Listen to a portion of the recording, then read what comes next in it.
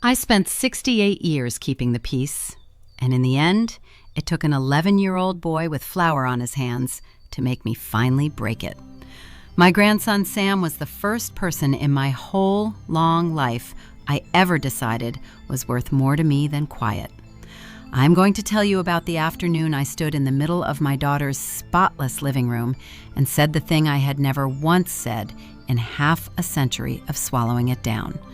But first, I have to tell you about my little brother Denny, because it turns out I've been trying to save Denny my whole life, and I did not understand that until the day I looked across my own kitchen and saw him and Sam. My name is Vera. I am 68 years old, and I have run a little diner on the main street of our town in South Georgia for going on 40 years.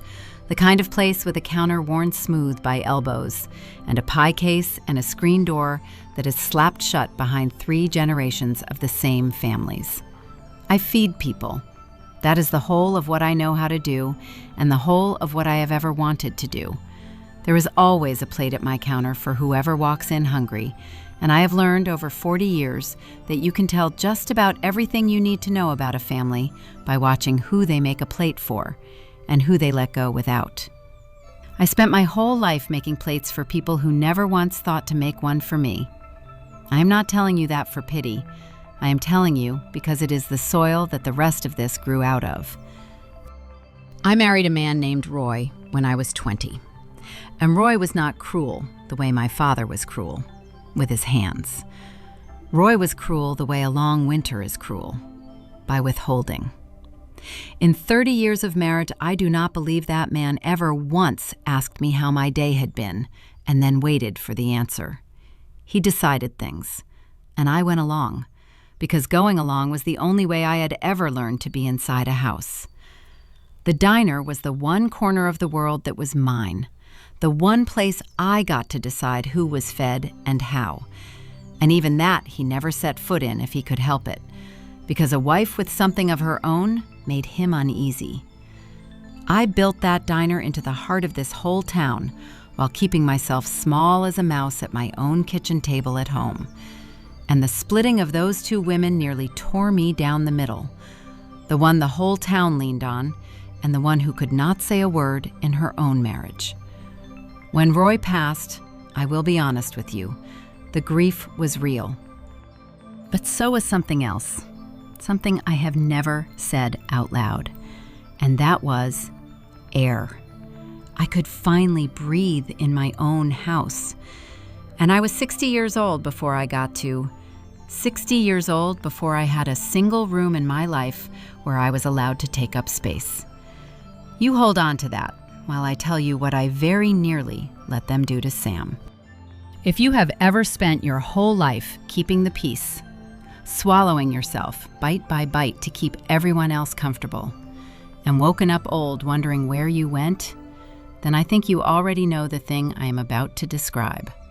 Tell me in the comments where you are listening from, and whether there is a child in your life right now that you can see being shaped into the same silence you were. I read every single one. There is a fierce kind of company in a room full of people who learn too late what their quiet cost. Let me tell you about Denny, because you cannot understand what I did for Sam without him. Denny was my baby brother, 4 years behind me, and he was the gentlest soul that family ever produced, which in our house was not a blessing, but a problem to be corrected. Our father was a hard man, the kind this part of the country used to manufacture by the dozen. A man who believed that the world was cruel, and so a boy had better be made cruel first, for his own good. And Denny was not cruel. Denny cried easy and loved animals and liked to draw. And our father set about beating and shaming that softness out of him the way you would break a colt, patiently, and with the full belief that he was doing right. I was a child myself. I watched it happen across 1,000 suppers. My little brother getting smaller and smaller, the light in him being turned down like a lamp, and I did nothing. Because I was a girl who had already learned that the way to survive that house was to be quiet and keep my head down and not draw the hard man's eye. I kept my own peace while my brother was unmade in front of me. Denny grew up hollow, the way a crushed boy grows up. And he drank, and he drifted, and he died alone in another state at 41. And I have carried the not saving of him for over 50 years. That is the thing you need to know about me before the rest. I had already failed, once, the most important test a person can be given, which is whether you will stand up for the gentle one when the hard people come for him. I had failed it as a child, and I told myself a child cannot be blamed. But I never got the chance to take the test again, until Sam. I will give you one supper out of the 1,000. Denny was maybe 8, and he had found a hurt bird that day and kept it warm in a shoebox and was over the moon about it. And he made the mistake of being openly happy about it at the table, in front of our father. And our father looked at him a long, cold moment, and then made him carry the box out to the yard and let the bird go right then, in the dark and the cold, where we all three knew it would not last the night, to teach him, he said, not to go getting attached to weak things. And Denny did not cry, because by 8, he had already learned that crying only brought worse. And I watched my baby brother stand at that black window with his whole small face shaking and not let a single tear fall. And I said nothing. I passed the potatoes. That is the memory I have carried for 60 years, and it is the one that came for me the day I saw Sam's face go flat at his mother's table. Me, passing the potatoes. While the people who were supposed to love my brother taught him that the most beautiful thing about him, his tender heart, was a flaw to be burned out of him. I could not save Denny at 6, and I have told myself my whole life that a child cannot be blamed. But that boy at that window never left me. And the day the same look crossed Sam's face, 60 years melted away like nothing at all. My daughter is named Lauren, and I love her. And I have to tell you that plainly before I tell you the rest. Because the easy version of this is a story about a villain, and the true version is harder and more useful than that. Lauren did not come out of nowhere. Lauren grew up in my house, watching me keep my head down, watching me swallow myself to keep her father Roy comfortable. Roy being a quieter edition of my own father, a cold and controlling man I never once stood up to in 30 years of marriage. So the only model of a woman that I ever gave my daughter was a woman who disappeared to keep the peace.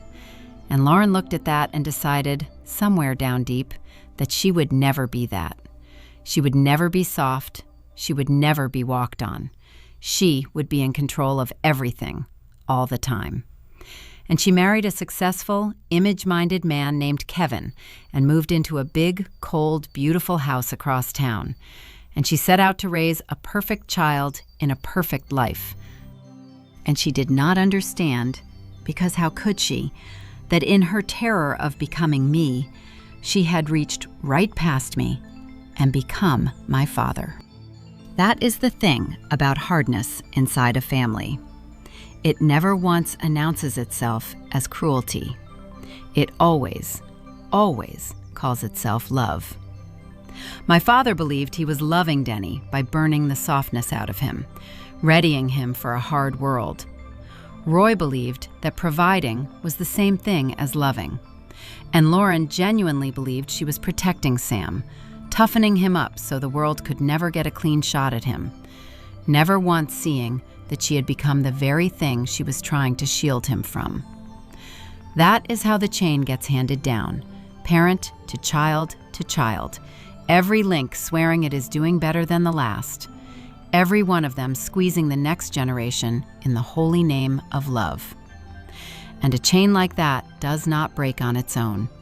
It will run 100 years and bury every soft soul along the way. It only breaks when one person, one single time, plants themselves in the middle of it and says, "This stops with me. I will not pass it on." I had been a link in that chain my entire life. I took it from my father, and by my silence, I had helped fasten it onto my own daughter. The one repair still left to an old woman who had gotten almost everything else wrong was to make myself the place the chain finally broke. Sam is 11, and Sam, God love him, is Denny come back around. He is gentle. He cries easy. He loves to read, and he is frightened of loud men, and he does not care one thing about the sports his father signs him up for. And what he loves, what lights that boy up like nothing else on this earth, is cooking. From the time he could stand on a stool, he has been at my elbow in the diner kitchen on Saturday mornings, cracking eggs, learning my mother's biscuit recipe, his whole serious little face bent over a bowl. In my kitchen, Sam is not anxious. In my kitchen, Sam is the most confident, joyful, alive child you ever saw, humming to himself, flour to his elbows, telling me his big plans. That kitchen is the one place in his life where nobody is trying to fix him. You should see him on a Saturday. He comes in before the light while I am still firing up the grill, and he ties on the little apron I had made special with his name stitched on it, and he sets to work like he was born to it. He has my own mother's biscuit recipe by heart, the one I never wrote down for another living soul. And lately he has started inventing things of his own. A grilled cheese with apple sliced thin inside it that he is genuinely proud of, and serves to the regulars with the serious face of a real chef. The old men at the counter call him Chef, and he stands up a full inch taller every time they do. In that kitchen, the little stutter he sometimes gets just disappears. The flinch goes. He talks a blue streak about flavors and what goes with what. And he laughs. That boy laughs in my kitchen in a way I have never once heard him laugh inside his mother's house. I have spent 40 years feeding this town off that grill. And I am telling you, nothing I ever cooked was half as good as the thing that happened in that child when he was allowed, for a few hours a week, to just be exactly who he was made to be, with nobody in the room reaching for the dimmer switch. And I watched my daughter decide that the kitchen had to go. It started small, the way it always starts small. Lauren began to make little comments, that it was sweet, the cooking, but Sam needed to toughen up, that she did not want him to be soft, did not want him to be a target, that boys who are different get torn apart, and she would not let that happen to her son. She enrolled him in more sports he hated. She started correcting him constantly, his posture, his crying, the way he talked too much about his recipes, the way he flinched. She would say, in front of him, that he was too sensitive, that he needed to grow a thicker skin. And I would watch that boy's face do the thing I had watched my brother's face do 1,000 times across 1,000 suppers. The small flinch, the light turning down one notch, the learning that who you are is a problem. And I knew in my bones, with the certainty I have only ever had about two things in my life, cooking and this, that I was watching it happen all over again. The hard people had come for the gentle one, and this time the hard person was my own daughter, and the gentle one was a boy I loved more than my own life. The day it became unbearable was a Sunday dinner. Sam had spent the whole afternoon making a dessert, a little galette, fruit folded up in pastry, and he carried it to his mother's table glowing, holding it out for her to see, this beautiful thing he had made with his own two hands. And Lauren looked at it, and she looked at her son, and instead of the thing every starving part of that boy was reaching for, she said, in front of all of us, that he spent entirely too much time on this sort of thing, and frankly, it worried her. And couldn't he have been outside throwing a ball instead? And she did not taste it. She did not even taste it. I watched Sam set that galette down on her perfect counter and go quiet and fold himself up small. And I watched a piece of his light wink out exactly the way I had watched Denny's wink out. And I had to leave the room so no one would see my face. A boy held up the most beautiful thing that was in him, and his own mother could not make herself take one single bite. I have fed strangers off the street with more love than that. That was the night I knew, all the way down, that I was not going to be able to keep my peace and keep my soul both. I want to be fair about how it looked from Lauren's side, because that is the part that nearly stopped me. She was not a monster. She thought she was protecting him, she would tell me, and she believed it, that the world is hard on soft boys, and she was just trying to prepare him. That I was an old woman who did not understand what kids face now, that my generation coddled, and look how that turned out. And there was a knife in that for me, because she was right that I had failed. She just had the failure exactly backwards. She thought my failure was being too soft. My failure was never being soft enough, out loud, to actually protect anybody. But she did not know that. And when I would gently, in my peacekeeping way, suggest that maybe Sam was fine just as he was, she would hear it as criticism of her parenting, and the temperature would drop, and I would back down, because backing down to keep the peace was the only move I had ever learned. For months, that is how it went. Lauren tightening the screws on that boy, and me making my little soft suggestions and then retreating, and Sam getting quieter, and the Saturday cooking mornings getting rarer because Lauren kept finding reasons, and me telling myself it was not my place. My cook Loretta has worked that grill beside me for 30 years, and she does not miss much of anything. One of those mornings, after Lauren had come and gone and taken the light out of the room with her, Loretta scraped down the flat top and said, not even looking up at me, "You know, Vera, you'll feed every stray dog and drifter in this county, but in 30 years I have never once seen you stand up to a single soul that actually mattered to you." I told her to mind her grill. But she was right, and she knew she was right, and she just let it sit there sizzling between us. Because Loretta had watched me shrink from Roy for decades, and now she was watching me start to shrink from my own daughter. And she was about the only person left alive who would say it straight to my face. The people who truly love you are not the ones who tell you that you are doing just fine. They are the ones who tell you the hard, true thing, and then keep right on flipping the eggs beside you while you sit with it. There was a night that winter when I nearly let it go for good. Lauren had told me she thought the diner mornings were sending Sam the wrong message, that he was using my kitchen to hide from the real world, and that she wanted them to stop.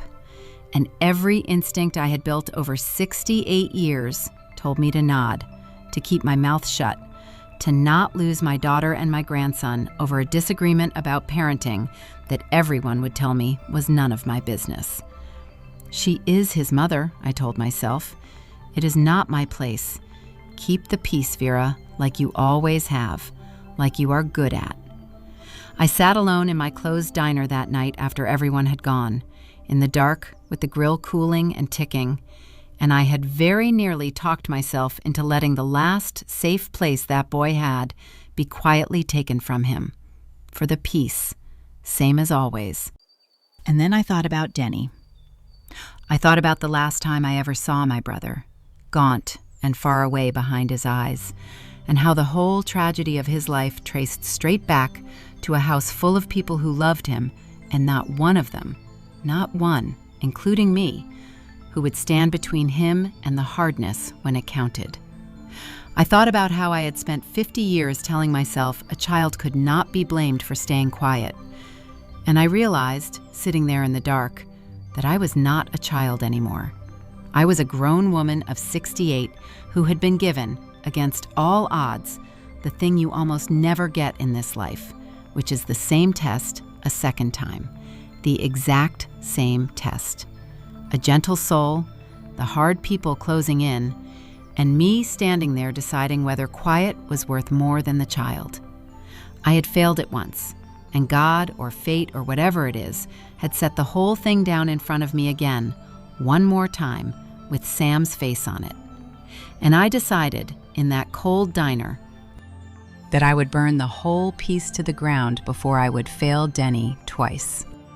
I did not do it in a rage, I want to be clear, because rage was never my way, and it was not going to start being my way at 68. I did it the way I do everything, which is deliberately, with my sleeves rolled up. The next Saturday, When Lauren came to the diner to tell Sam the cooking mornings were over, I asked her to come by the house that evening to talk, just the two of us.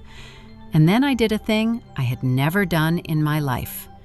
I drove across town to her big, cold, beautiful house, instead of waiting in my warm one for the hard person to come to me.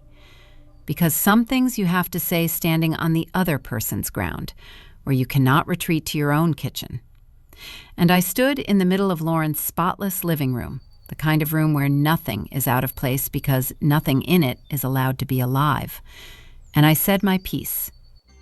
I told her I loved her.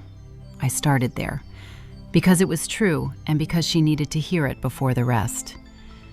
And then I told her that I was not going to stop cooking with Sam, and that I was not going to help her turn that boy into someone he is not, and that my diner and my arms were going to stay open to him no matter what she decided about me. And Lauren got cold, the way she does, and she said that if I could not respect her as Sam's mother, then maybe I did not need to see Sam at all. And there it was, the thing I had been afraid of my whole life, the threat of losing the people I loved if I stopped keeping their peace. Half a century that threat had worked on me, and I stood in that cold, perfect room and I felt it land. And for the first time in my life, I did not pick up the quiet. I said, Lauren, I'm going to tell you something I have never told you, and I need you to hear all of it. And I told her about Denny. I had never told her, not really, the whole of it. The gentle little brother and the hard father and the light going out of him supper by supper, while a whole family that loved him watched and did nothing. I told her that I was the big sister who stayed quiet, and that I had spent 50 years grieving a brother I might have saved if I had ever once, in that house, opened my mouth. And then I said the hardest thing, the truest thing, the thing that cost me the most to say to my own child. I said, baby, you swore you would never be me. And I understand why. I gave you a coward for a mother, and I am sorry for it. I am sorry to the bottom of my soul. But you did not get away from it. You ran so hard from being soft like me that you ran all the way back to my father. You are doing to your son the exact thing that was done to my brother. And I watched it kill Denny, slow. And I will not stand in another kitchen and watch the hard people turn the light out of a gentle boy and say nothing to keep the peace. Not again. Not him. You can keep me from Sam if you want to. That is a power you have, and it will break my heart. But you cannot make me a third generation of this family that looked at a soft child and decided he was the problem. I am done being quiet. I should have been done 50 years ago, and a boy I loved died for my quiet. And I will not pay that price twice, not even for you, not even to keep you. And then I came home because I had said it, and there was nothing else to say. And for 3 weeks, the worst 3 weeks of my old life, Lauren did exactly what she had threatened. She cut me off. No Sam, no Saturdays. The phone, silent. I had finally stood up at 68, and the cost was exactly the thing I had spent a lifetime avoiding, and I paid it, and I would pay it again. But I will not pretend it did not nearly kill me to sit in that diner on Saturday mornings with no boy at my elbow, wondering if I had thrown him away trying to save him. Those 3 Saturdays, I left the little apron with his name on it hanging on its hook by the walk-in. And every time I passed it, I had to look away. I am an old woman, and I have buried a husband and a brother and both my parents. And I am telling you, those 3 weeks were their own particular hell. Because this was a grief I had chosen, with my own mouth, on purpose. And there is no comfort anyone alive can offer you for a wound you opened yourself, for a reason you would choose again. Loretta would catch me staring at that little apron, and she would say, "You did right, Vera. and I would nod, and the truth is, neither one of us was sure. That is the part nobody tells you about standing up after a lifetime of sitting down. You do not get to know, in the worst of it, whether you were brave or just a foolish old woman who broke her own family with her own 2 hands. You only get to find that out later, if you are lucky. I had to do the bravest thing I ever did in my life with no promise at all that it would not cost me everything I had left. I have come to think that is what bravery actually is. Not the part where it works out, the part before that, in the dark, where you cannot possibly know. Here is what broke it, and it is the part that still puts me on my knees with gratitude. It was Sam. Because here is what I had not fully understood, what the hard people never understand. A child does not need everyone to stand up for him. A child needs one, just one adult, one single time, to look at him and say plainly, out loud, you are not the problem. You are not broken. Who you are is good. I had said that to Sam in 100 ways over 100 Saturdays, and then I had said it to his mother with my whole chest, and even cut off, even silent, that landed in that boy somewhere it could not be taken back. Lauren told me later that in those 3 weeks, Sam, my quiet, flinching Sam, did a thing he had never done in his life. He pushed back. He told his mother he wanted to see his grandmother. He told her, an 11-year-old, to the hard parent, that cooking was not a problem and he was not going to stop being who he was. And where do you think he learned that he was allowed to say such a thing? He learned it from watching a 68-year-old woman finally say it first. I did not save Sam by myself, but I showed him it could be done, and then he did the rest. The brave thing I never did at his age. And that is the whole of what I have to give you today. I want to sit on that one a moment, because it is the thing I most need you to carry out of here. For 68 years, I had believed that standing up only counted if it worked, if you won, if you fixed the broken thing. And standing up for Sam did not fix anything, not at first. It cost me 3 weeks of silence and very nearly cost me everything I had left.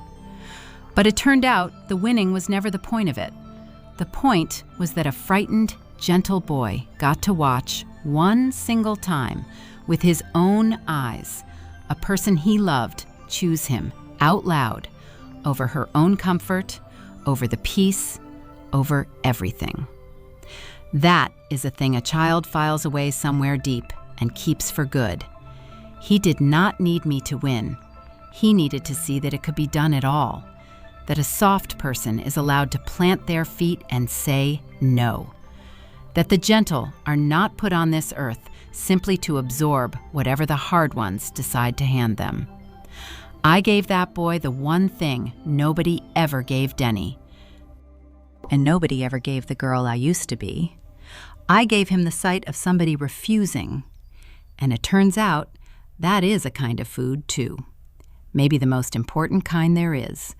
The kind that teaches a child that his own worth is a thing a person will actually stand up and fight for. I had been feeding people for 40 years and never once knew that was on the menu. Now here's the part that is not cold, because this story does not end cold. And I would not want it to, because the person on the other side of it is my own daughter, and I love her still. Lauren came to the diner, the 4th week, on a Saturday morning, and she stood in the doorway of my kitchen and she watched Sam at my elbow with flour to his wrists, lit up, humming himself. And I watched my daughter's hard face come apart, because she saw it. She saw what the kitchen gave him and what her cold, perfect house took away. And she saw, I think, her own grandfather looking back at her out of a mirror she had been avoiding her whole life. And she did not make a speech, my Lauren. She is not a speech maker. But she came and she sat down at my counter, the daughter who never let me make her a plate. And she said, quiet, "Mama, show me how he likes his eggs." And I did. It has not been simple since, because real things never are. Lauren did not transform overnight into a soft woman, which is not how people work, and I would not have trusted it if she had. But she started coming on Saturdays. She started learning from her own son how to fold the biscuit dough, her stiff, careful hands clumsy at it, Sam patiently fixing her grip the very way I once fixed his. And there was a healing in that I do not have the words for. The hard daughter being taught tenderness by the gentle grandchild she had set out to harden. Even Kevin came around, slow, once the cold house got a little warmer and he watched his boy come back to life. Men like Kevin mostly just follow whatever the strongest current in the marriage runs, and the current had changed. The whole weather of that family changed, in the end, because one tired old woman finally refused to go on being the still, silent air that all of it moved through. And we have been finding our slow way back ever since, the three of us, on a new footing. And the footing is this, and I made it plain and I will not bend on it. Sam gets to be Sam in my kitchen and everywhere else. And the day anyone in this family starts turning that boy's light down again, the quiet woman they used to count on is gone for good. I forgave my daughter. I did not undraw the line. You can do both. It took me 68 years to learn that you can love someone all the way and still refuse, absolutely, to hand them a child to break. I feed people for a living, so let me leave you with the truest thing the counter ever taught me. You can tell everything about a family by who they make a plate for and who they let walk out hungry. For 68 years, I made plates for the hard people and let myself go without. And I called it peace. And it was not peace. It was just my own slow starving dressed up in an apron.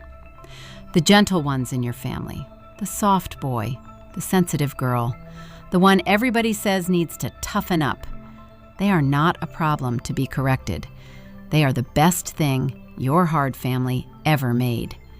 And the hard people will try to turn their light down because that light shows up everything cold in the room. If there is a gentle child in your life right now and the hard people are closing in, you do not have to win an argument, and you do not have to be young, and you do not have to keep the peace one more single day. You only have to be the one who stands in the cold room and says, out loud, you are not broken, and who you are is good. Be the one. I waited 50 years and a brother's whole life to learn it, and I am telling you so you do not have to wait as long as I did. Somebody's gentle boy is waiting right now for one person to refuse to stay quiet. Let it be you. Let it be you.